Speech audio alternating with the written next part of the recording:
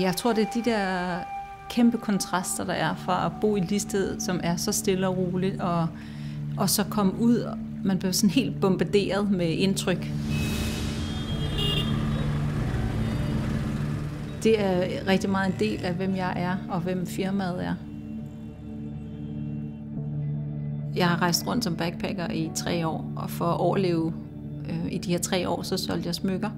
Og de smykker, de var originalt fra Indien, og så tog vi til Indien for at se landet og se, hvor de kom fra.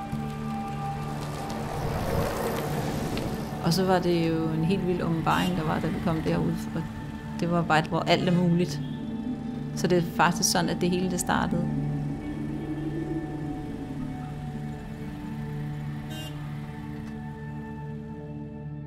Det er rigtig vigtigt for mig, når vi skaber en ny kollektion, at der er en rød tråd igennem.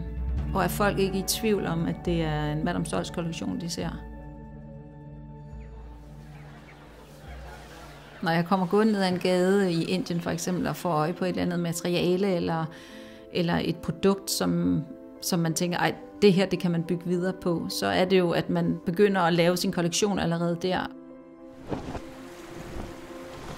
På Bornholm finder jeg masser af inspiration, både sten og former og drivtømmer, materialer og ukrudt, og det kan være hvad som helst. Overalt bliver man jo bare inspireret i Indien.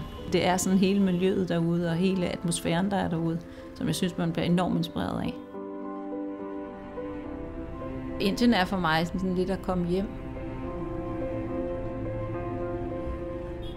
Og menneskerne i Indien betyder rigtig meget for mig, fordi det er blevet så stor en del af mit liv. Jeg har kendt deres børn, jeg kender deres forældre, jeg har været med 20 år af deres liv og omvendt hos mig, så det er en familie for mig.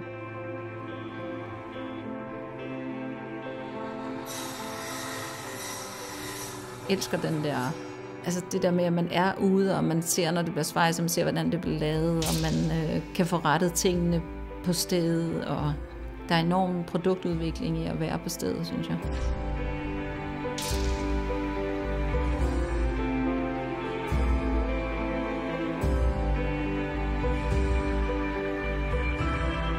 Madame Stoltz betyder rigtig meget for os, fordi det er et livsstilsprojekt. Madame Stoltz er jo vores barn, og det er en livsstil, og det er et projekt og noget, vi har skabt sammen. Jeg elsker det, jeg laver, og jeg kunne ikke forestille mig, hvad jeg skulle lave, hvis jeg ikke lavede det, jeg gjorde.